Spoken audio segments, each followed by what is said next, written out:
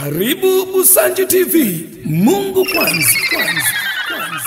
Na wakati mwingine watu ambao wako ndani ya Yesu, kuna wakati mwingine unaweza kufikiri kama wako vizuri sana au wana amani. Ukianza kuzungumza nao mmoja ndipo utagundua wako kwenye shida na wana matatizo mengi. Kuna wengine unaona wamejenga nyumba lakini hawalali kwenye nyumba zao. Kuna wengine unawaona wana vitanda vizuri lakini ukiingia usiku chumbani kwao hawalali vitanda vyao, wanalala chini. Wana maisha magumu sana. Watu ambao wako kwenye darkness kingdom wana maisha magumu sana. Hilo unaweza kuona ni kama vile wanaishi kwa amani. Hawana amani ya moyo.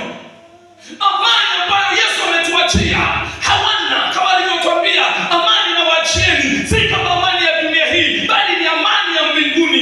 Amani tulionayo sisi ambao tuko kwenye light kingdom ni amani ambayo ndani ya moyo wetu inatupa faraja. Bwana Yesu asifiwe. Tunayo sababu ya kuonyesha upendo watu kama hawa ili waingie kwenye kingdom. Tunapoonyesha upendo kwa watu waliopotea, maana yake tunawafanya wafanyike kuwa watoto wa nani? 18-19.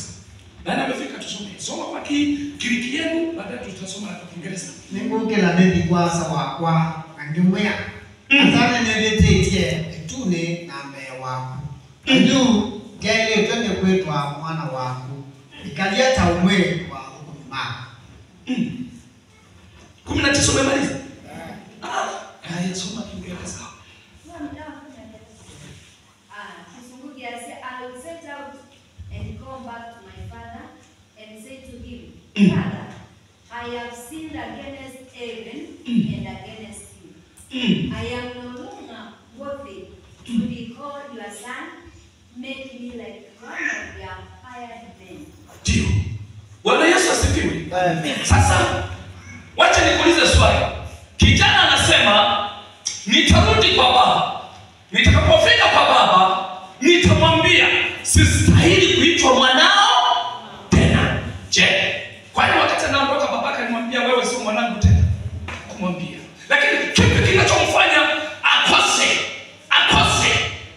nafasi ya kuitwa mwana? Anasema Bwana ni kama mtumishi. Ngoja nikwambie, there is a difference between the slave and the son. Hujanielewa? Nasema hivi, kuna utofauti kati ya mtoto wako na mtu wa ndugu unayeishi naye nyumbani kwako. How about the treatment? Kijana anajaribu kutazama kitu kigumu pale, anatuonyesha kitu kigumu. Kwa nini? Kwa sababu alipomkosa baba yake na mbingu akazikosa, ile qualification ya kuitwa sani iliondolewa. Mtu anapomkosea Mungu ama mtu ambaye unacceptable of Jesus Christ, huyo mtu hana qualification ya kuitwa the son of God. Kijana alipotenda dhambi akaondoa ile qualification characteristics ya kuitwa mtoto wa nyumba ile, akaiondoa, akabaki kuwa mpweke na akawa pembeni. Sasa anatamani arudi kwenye ile familia, asirudi na ile qualification ya kama sani, arudi na qualification ya kuwa mtumishi wa ile familia.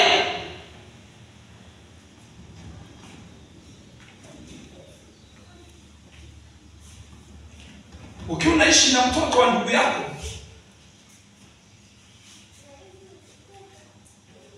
halafu uko na mtoto wako, mtoto wa ndugu yako akitenda mistake mara ya kwanza, mara ya pili, mara ya tatu, unaweza ukajikuta unakata tamaa kuendelea kumtreat, kutembea katika good manner. Lakini mtoto wako akikukosea, kuna wakati mwingine utamsogeza karibu, utamtandika kofi, ukitamani arudi kwenye nini? Kwenye maji mazuri. Utamtandika na mara ya kwanza, na mara ya pili utamtandika, na mara ya tatu utamtandika, hata kama mara ya 10 utaendelea kumtandika. Lakini kama ni ndugu au mtoto wa ndugu yako, unaweza kumtandika mara ya kwanza na ya pili, ya tatu, kwa sababu atajijua Bwana yeye na mama yake. Yeye ndiye na baba yake atajijua. Kwa nini? Kwa sababu hana qualification ya kuitwa son. Yule ni mtoto wa ndugu vile unavyomuona yule mfanyakazi wa nyumbani kwako jinsi anavyoishi, wakati mwingine hakuna ile qualification ya huyu unapomtazama na kama mtoto, kuna tofauti. Kijana anasema sina tena sifa ya kuitwa mtoto wa ile familia. Afadhali nirudi tu ili kusudi nikawa kama mfanyakazi wa pale.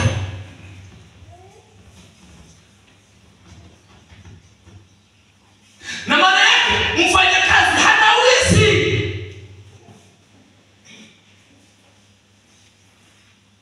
Hana urithi. Siku baba akiamua kugawa urithi, wataitwa watoto wake. Kama mfanyakazi akiwahurumia, anapaa na wewe chukua hili nifanye kazi vizuri mno. Lakini watoto wake wanapewa urithi kisheria. Sasa tunapokuwa sisi ni waamini, tunapoonyesha upendo kwa watu waliopotea, wakati mwingine mali yetu unayo kazi ngumu. Unaweza kuwa na watu waliopotea kwa aina tatu. Kuna watu waliopotea na watu kama wamepotea. Kuna watu waliopotea na wanajua wamepotea ila hawajui watarudi vipi. Kuna watu waliopotea na hawataki kurudi. Sasa na ndani ya kanisa unaweza kujikuta makundi kama haya yapo. Kuna mtu mmoja ndani ya kanisa mwingine amepotea. Halafu by the way, wewe unamwona amepotea. Kwa nini? Pengine unaona anaenda against by God laws.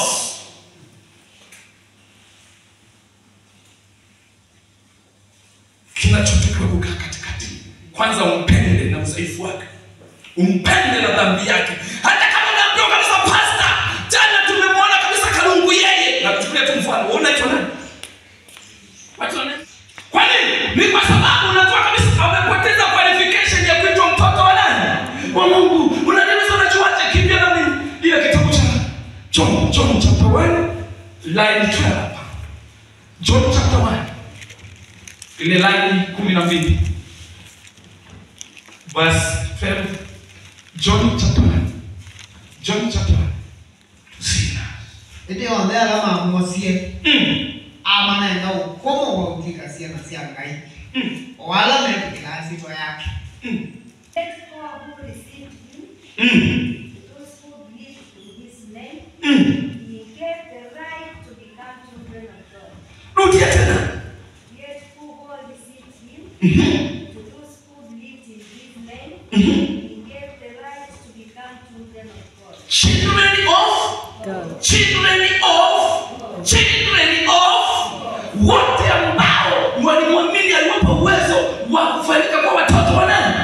Wa Mungu. Ndio hao waliaminiwa jina la nani? La Yesu Kristo. Sasa kama kuna watu ambao hawajamwamini Yesu Kristo wako kule, nani anapaswa kuwaonyesha upendo? Ni sisi ambao tayari tumefanywa kwa watoto wa Mungu. Tuende kwa wale na wengine tuwaonyeshe upendo huo ili na wenyewe wahesabiwe, waje wamkubali huyu Yesu tuliye naye, warudishwe hewani, wafanyike kwa watoto wa nani? Wa Mungu. Watoto wa Mungu. So very bad if you're a father, you can get eternal life, but your wife cannot get eternal. Right.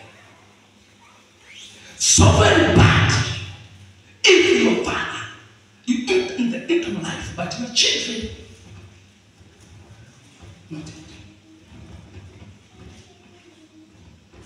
Ni kitu kibaya sana kama wewe mama utaenda katika uzima wa milele, halafu mume wako aende jehanamu.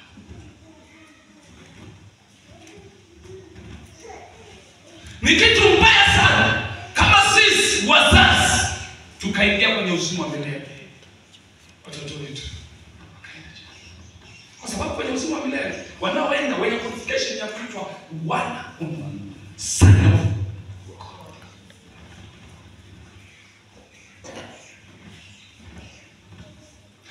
Cheki kijana kitu ambacho ameamua kukitazama, anasema bora tu nikamfanya kazi, nisikilize, ataishia kufanya kazi, lakini by the end qualification ama tuseme marupurupu profile ya kuwa mtoto pale hataiona, maana yake atabaki kwenye hasara. Tunapoonyesha upendo kwa watu waliopotea, tuna make wafanyike kwa watoto wa Mungu tena. Bwana Yesu asifiwe. Bwana Yesu asifiwe. Kwa hiyo unapoona mtu ni mwenye dhambi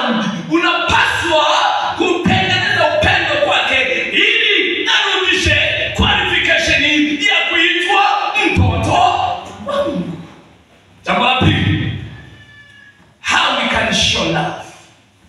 How we can show love.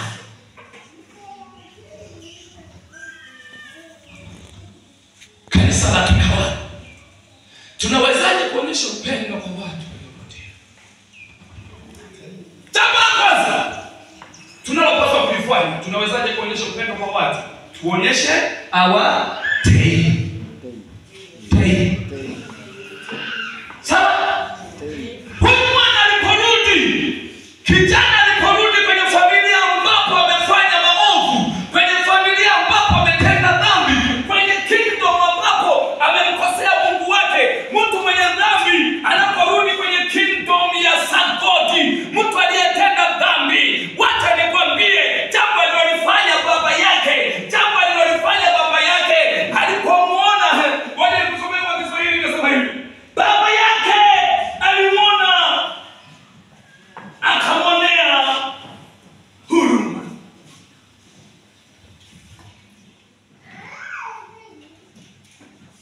Akamwonea huruma. Akamwonea huruma.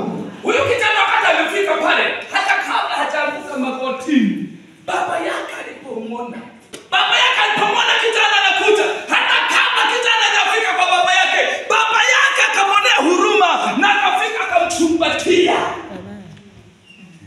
Hata kama kijana hajaomba msamaha, hata kama baba hajajua, pengine labda yaweza kijana alikuwa na utamani zingine, huyu baba hakutaka kujua. Yaweza kwa huyu kijana pengine amekuja kumshitaki baba yake, baba hakutaka kujua. Baba alipomwona kijana anarudi, ndani ya moyo wake ikaingia huruma na akamkimbilia, akafika akamkumbatia. Biblia inasema akammwa.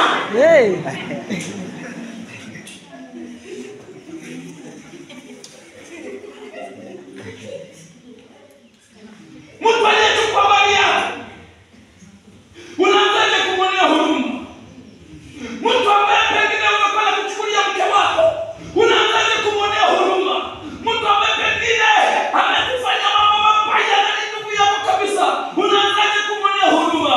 Mtu ambaye pengine unaona kwenye jamii anafanya matendo mabaya, ndio yeye tu, kila kona, kila siku ni yeye tu, unaanzaje kumwonea huruma?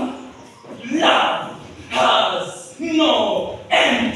Love has secret demand.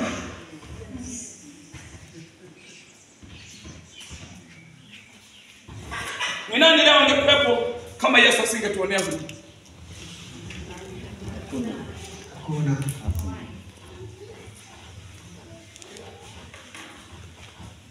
Ni nani angekuwepo kama Yesu asingetuonea?